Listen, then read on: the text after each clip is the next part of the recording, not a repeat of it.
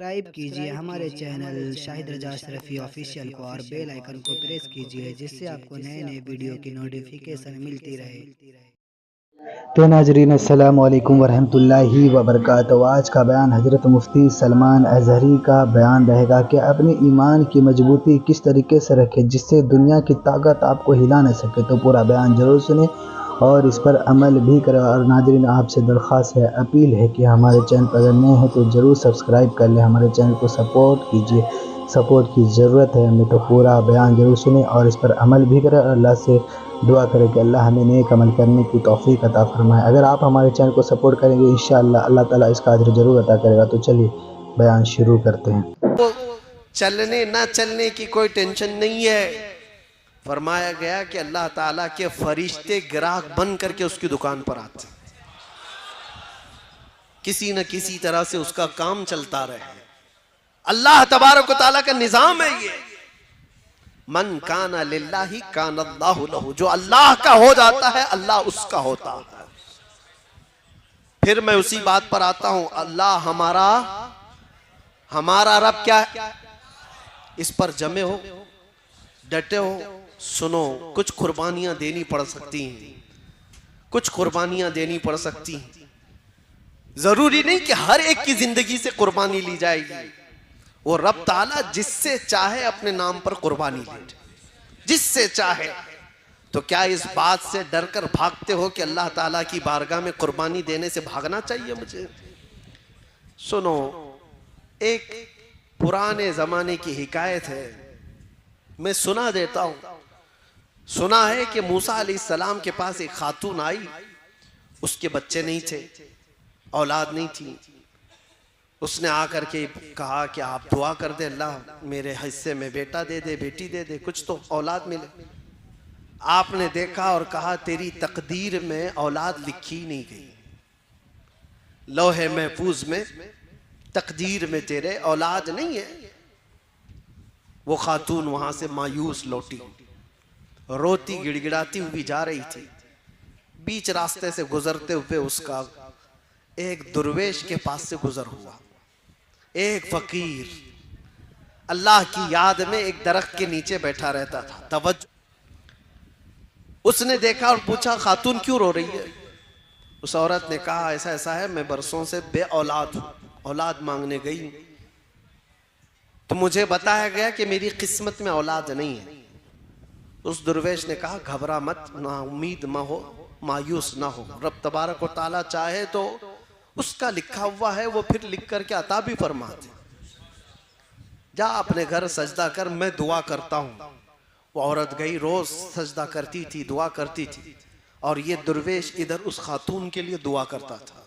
फकीर चंद ही दिनों के बाद उस औरत के घर में हमल के आसार, और चंद दिनों के बाद एक खूबसूरत बेटा पैदा हुआ। खातून को बेटा मिल गया, वो खुशहाल। थोड़े दिन उसकी तरबियत करती है, चंद दिनों के बाद दूसरा बेटा भी हुआ। फिर चंद सालों के बाद तीसरा बेटा भी हुआ, चौथा भी हुआ, पांचवा भी हुआ, छठा भी हुआ, सातवां भी हुआ। 7 बेटे हुए। एक दिन हजरत मूसा वहां से गुजर रहे थे, देखा इस खातून को, पूछा ये किसके बच्चे हैं? औरत ने कहा मेरे हैं। तेरे हैं? तू ही वो औरत है जो औलाद के लिए शिकायत लेकर आई थी। कहा मैं ही हूं। कहा फिर कैसे आ गए तेरी औलाद? कहा बस दुआ है किसी बुजुर्ग की और अल्लाह की अता है। अल्लाह जिसे चाहे औलाद अता करे, जिसे चाहे अता करे। मूसा अलैहिस्सलाम अल्लाह करीम की बारगाह में अर्ज करते हैं, मौला मैंने जो देखा था वो गलत था या ये औरत झूठ बोल रही है? रब ताला की तरफ से जवाब आया कि तुमने जो देखा था वो भी सही था, औरत जो बोल रही वो भी सही है। कैसे इसको औलाद हुई? तो रब तबारक व तआला ने फरमाया कि मूसा एक चाकू लो और एक बर्तन लो और जाओ अपनी उम्मत में से लोगों को पुकार कर कहो अपने जिस्म का एक टुकड़ा काट करके अल्लाह को दे दे। वो बनी इसराइल कौम है बड़ी नाफरमान। मूसा अलैहिस्सलाम अपनी कौम के पास आए, अल्लाह का हुक्म है ये। चाकू लेकर के एक थाल में कहा कि जिस्म का एक टुकड़ा काट करके दे दे। सब इधर उधर भागने लग गए। आज ये टुकड़ा मांग रहे हैं, कल कलेजा मांगेंगे। जिस्म काट करके देने वाले जिगरे बहुत कम लोगों के होते हैं, कौन करेगा। शाम हो रही थी, आपका गुजर उसी दुर्वेश के पास से हो रहा था। उस दुर्वेश के कानों में आवाज पड़ी तो वो खड़ा हो गया, कहा ऐ अल्लाह के नबी, क्या रब ताला ने जिस्म का हिस्सा पूछा है, टुकड़ा पूछा है? कहा हाँ। कहा ये बर्तन दीजिए, और चाकू भी ले लिया। और उसके बाद जल्दी से खड़े होकर इधर से काटा, इधर से काटा, इधर से काटा, जिस्म के जगह जगह से पूरी तेज चाकू से काटते काटते छलनी कर दिया।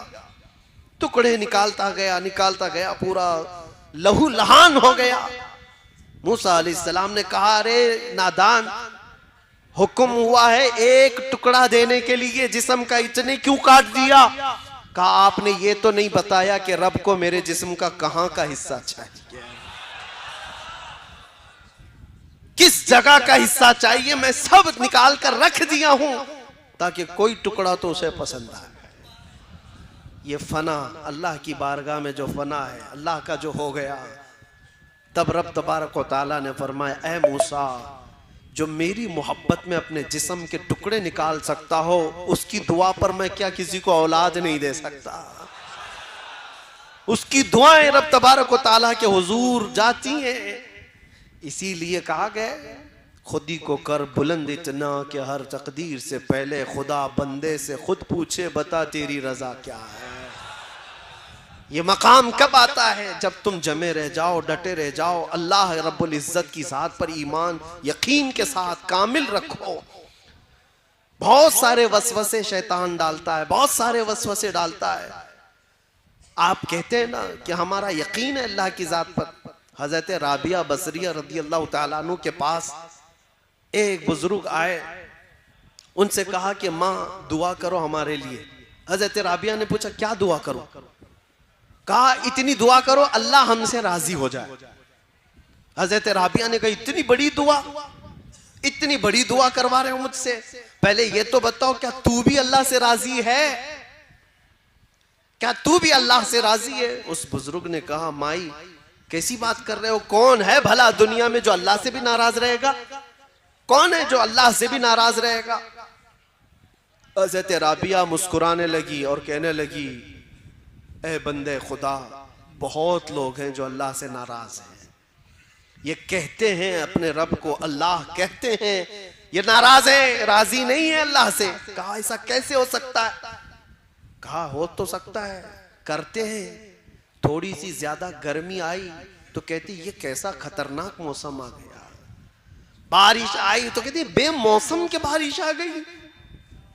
यानी तुम इस बात पर राजी नहीं हो, तुम मशवरा दोगे कि अल्लाह कब बारिश बरसाए कब ना बरसाए, तुम्हारा क्या दखल है?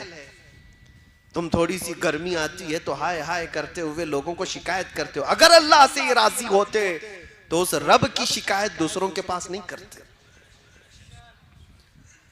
इनकी नाराजगी का हाल तो यह है, जब इनको अल्लाह देता है बेहिसाब देता है तो छुपा कर रखते हैं, किसी को नहीं बताते कितना माल है किसी के पास, छुपा कर रखते हैं। और जब छोटी सी बीमारी देता है तो 10 लोगों को कहते हैं मुझे बुखार हो गया, मुझे तकलीफ है, मुझे मुसीबत है।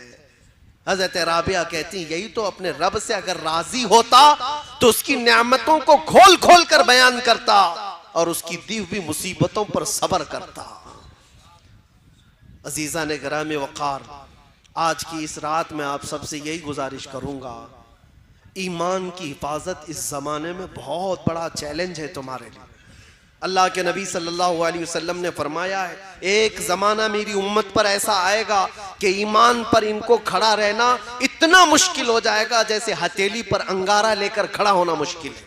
वो दौर आ चुका है, वो दौर आ चुका है।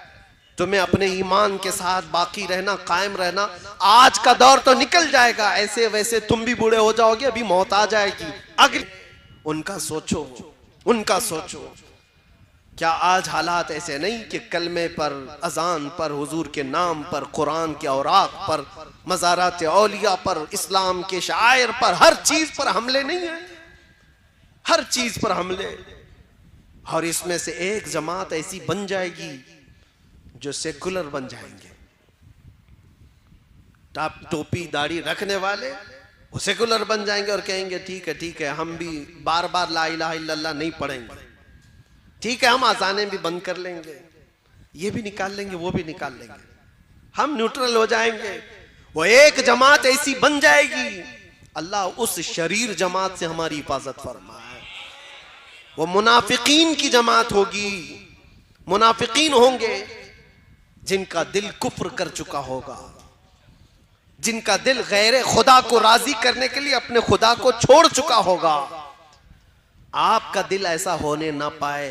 मौत करीब है, क़यामत करीब है। नौजवानों, अपने ईमान की हिफाजत करो। कुरान में रब ताला फरमाता है इन्नल्लाह ला यगफिरु अन युशरक बिही व यगफिरु मा दून ज़ालिका लिमन यशा। अल्लाह फरमाता है उसके साथ किसी ने किसी को शरीक किया, शिर्क किया, तो अल्लाह उसको कभी माफ नहीं करेगा। और उसके अलावा जो भी गुनाह किया है अल्लाह सब माफ करेगा। जो भी गुनाह हुआ है अल्लाह सब माफ करेगा। यहां तक के जिन्होंने हजरत अमीर हमजा को किया, वहशी, उनके मुतालिक ये आयत आई थी, वो जिसने कत्ल किया है नेज़े से मारकर जंगे उहद में, फिर वो हुजूर की बारगाह में आए, कहा मुझे अमान दे दीजिए। नबी करीम सल्लल्लाहु अलैहि वसल्लम वो तो अजवदुन नास है, सखावत के बादशाह हैं। दिल खोल कर हुजूर ने फरमाया जा तुझे माफ कर दिया और अमान दे दिया। उन्होंने फिर ये सवाल किया कि क्या मेरे गुनाह माफ हो जाएंगे?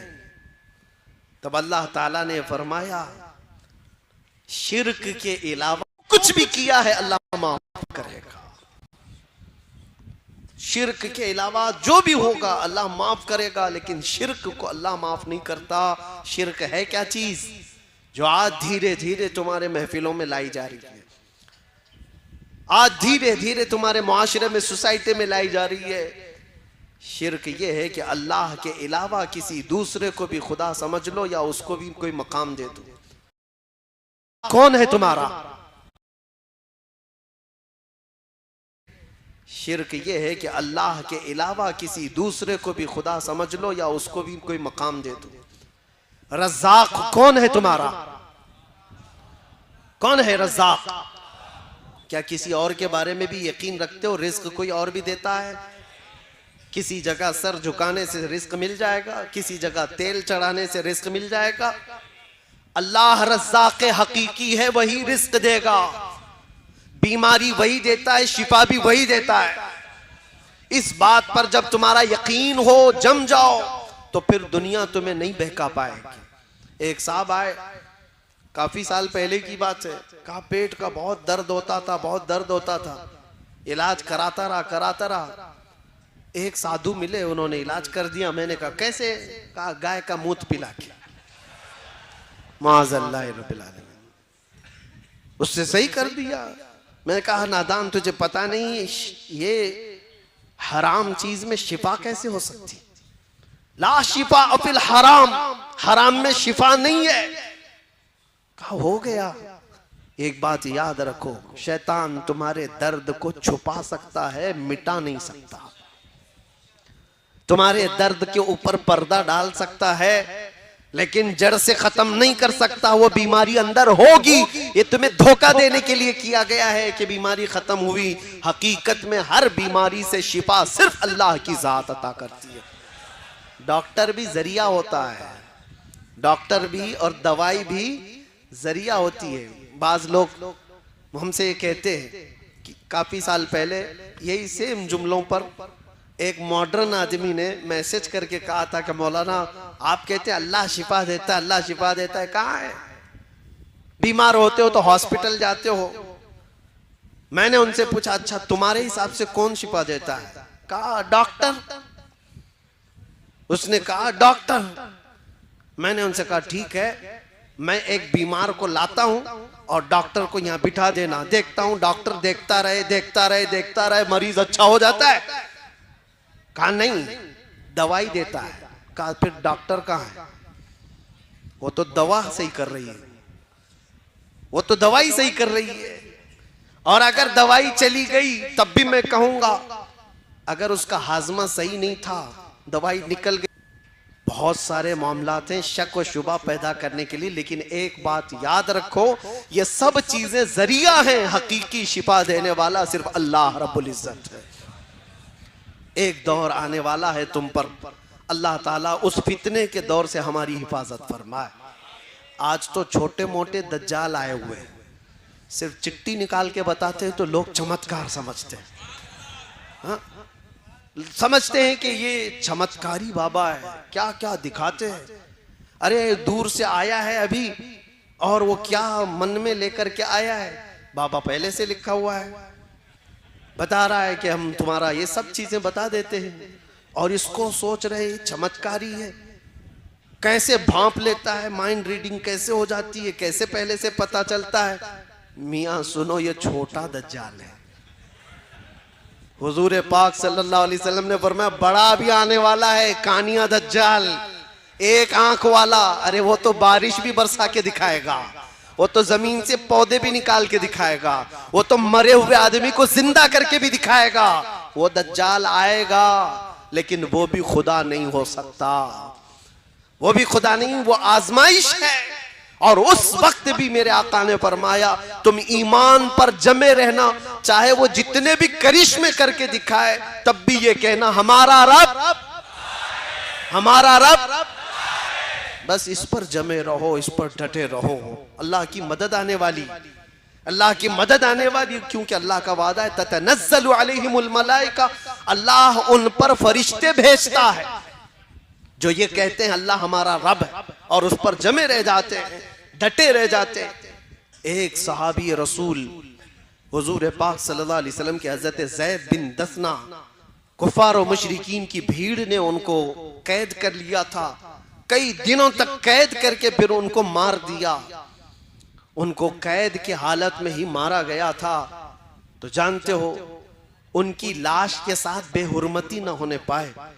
रब तबारक व तआला का निजाम देखो, हदीस पाक में मिलता है कि शहद की मक्खियों का एक बहुत बड़ा छत्ता उनकी लाश के पास आ गया, और 40 से 45 कुफार और मुशरिकीन वो लाश की देख रेख करने के लिए, निगरानी करने के लिए बैठे हुए थे कि कोई मदीने वाला उठाकर न ले जाए। लेकिन एक मक्खी ने भी उनको बैठने नहीं दिया, एक भी करीब नहीं आ सका। मक्खियां भिनभिनाती थी। शहद की मक्खी क्या समझते हो, खाली मीठा नहीं होता। हाँ, जब मारती है तो उससे ज्यादा जहर भी किसी में नहीं होता। इसीलिए आला हजरत फाजिल बरेलवी रदी अल्लाह ताला अन्हु आशिक रसूल हैं या नहीं? हुजूर के आशिकों की जुबान के लिए उन्होंने खुद कहा है हमारी जुबान वही है कि हम हुजूर की मोहब्बत में बोलें तो शहद जैसी मिठास, और गुस्ताखों के खिलाफ बोलें तो शहद की मक्खी का डंक लगता है। एक ही है, दोनों चीजें उसके अंदर है। तो सहाबी की हिफाजत शहद की मक्खियों ने किया था, उनकी लाश को कोई छू नहीं सका था। अल्लाह की जात पर यकीन रख करके जो दुनिया से गए। और एक सहाबी हैं, उनको 2 सहाबा लेकर के निकले थे, उनकी भी लाश को कुफारों मुशरिकीन ने मार दिया था। रात के वक्त वो 2 सहाबा लेकर मदीने जा रहे थे, पीछे से 200 के करीब घुड़सवार आए और 2 लोगों को पकड़ने के लिए। वो जब ज्यादा कुफार और मुशरिकीन आ गए तो ये 2 ही सहाबा थे जो लाश लेकर जा रहे थे, एक सहाबी रसूल की।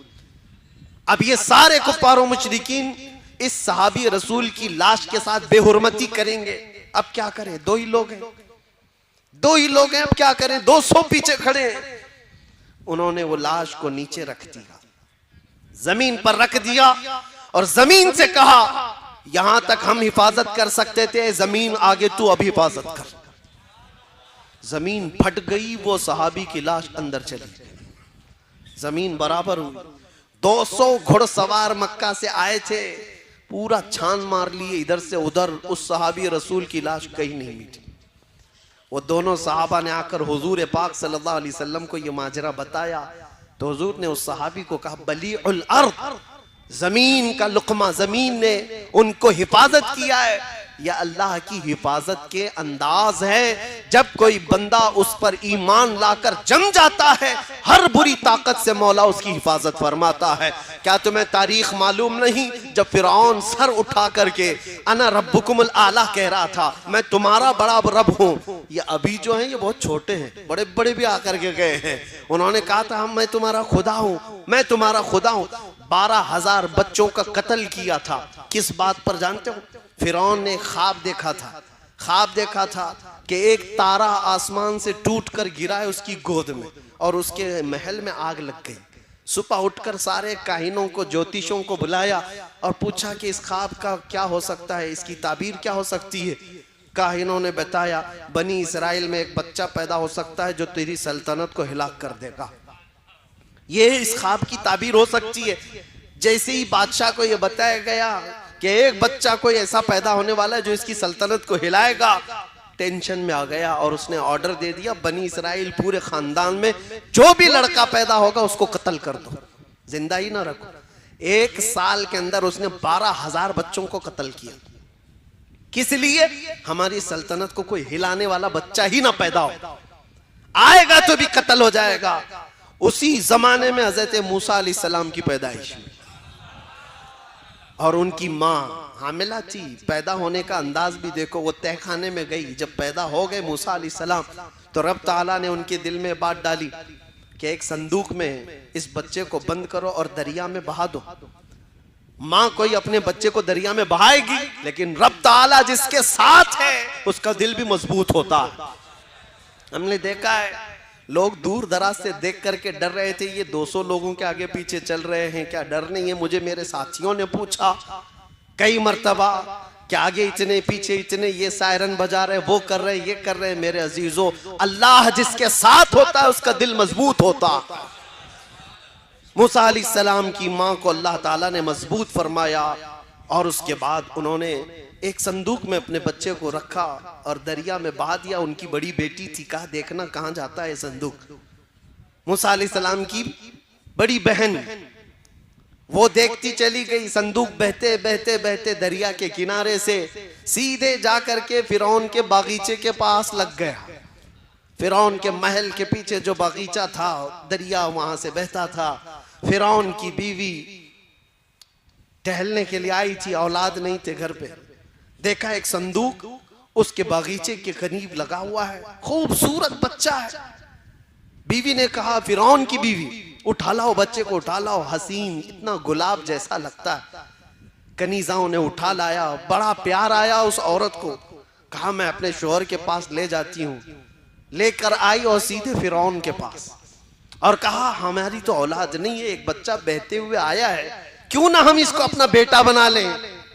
फिरौन ने कहा बेगम तुम्हारी बात है तो बेटा बना लेते हैं, बेटा बना लेते हैं।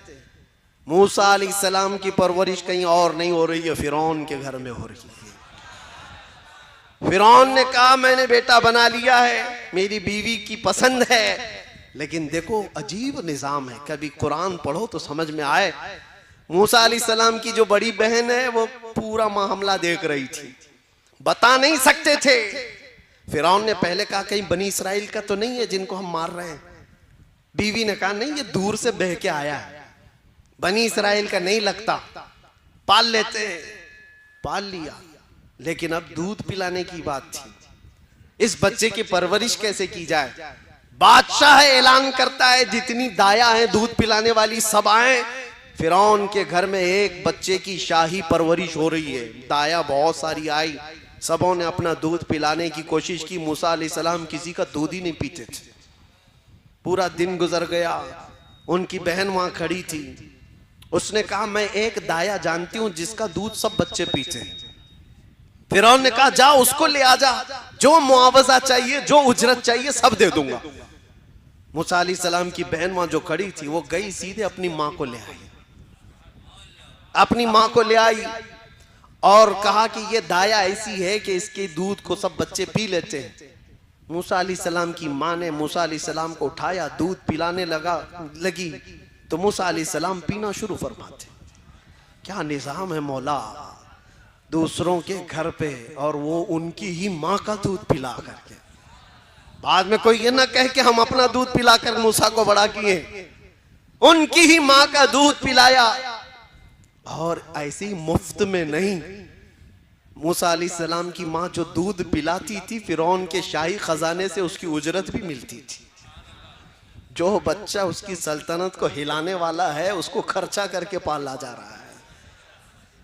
एक बात याद रखो, अल्लाह तबारक तआला का निजाम है, जब वो किसी के तख्त को हिलाता है तो बहुत छोटी ताकतों से भी हिलाता है।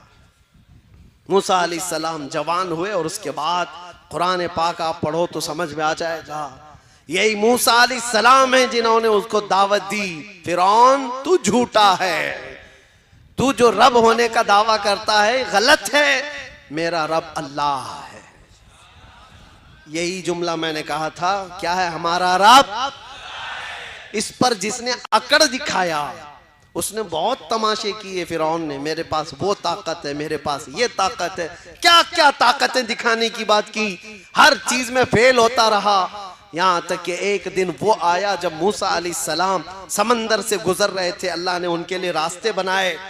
फिरौन ने देखा, एक बात ही बताऊं ईमान वालों, अल्लाह की मदद आई, तुम्हारा झूठा खाने के लिए भी लोग तरसेंगे। तुम्हारी ये एक बात याद रखो, मूसा अलैहिस्सलाम अपनी पूरी मोमिन जमात को लेकर, मोमिन कौम को लेकर दरिया की तरफ जा रहे थे। पीछे फिरौन का लश्कर उनका मुकाबला करने आ रहा था। सामने समंदर है, एक तरफ समंदर, एक तरफ दुश्मन का लश्कर, कौन हिफाजत करेगा। ऐसे हालात आ जाएं तो याद रखना, बेबस और लाचार मत समझना। एक तरफ समंदर है और एक तरफ फिरौन का लश्कर है, जाए तो कहां है। अल्लाह ने हुक्म फरमाया, मूसा अपना असा समंदर पे मारो। 12 रास्ते निकल गए और उनकी कौम उसमें ऐसे चलने लगी जैसे सूखे पर चलती है। जब वो निकल गए तो फिरौन ने ये देखा कि इनको तो रास्ता मिला हुआ है, हम भी इसी में चलते हैं। और जो ये सोचता है कि मोमिनों को जो मदद मिली है वो हमको भी मिलेगी, ये उसकी खाम ख्याली है। और जैसे ही वो समंदर में आया, अल्लाह फरमाता है फगशियहुम मिनल यम्मि मा गशियहुम, हमने समंदर को ऐसा मिलाया कि पानी पानी हो गया और फिरौन की सारी ताकत चकनाचूर होकर रह गई पूरी। तो नाज़रीन, वीडियो अगर अच्छी लगी है तो जरूर वीडियो को लाइक करो और हमारे चैनल पर अगर नए हैं तो जरूर सब्सक्राइब करो और अल्लाह से दुआ करें कि अल्लाह हमें नेक अमल करने की तौफीक अता फरमाए। नाज़रीन, अगर वीडियो अच्छी लगी है तो ज़रूर हमारे चैनल को सपोर्ट करें। इस्लामी चैनल है, आपको अल्लाह ताला इसका अज्र ज़रूर अता करेगा। तो चलिए मिलते हैं अगली वीडियो में, तब तक के लिए अस्सलामु अलैकुम वरहमतुल्लाहि वबरकातुहू।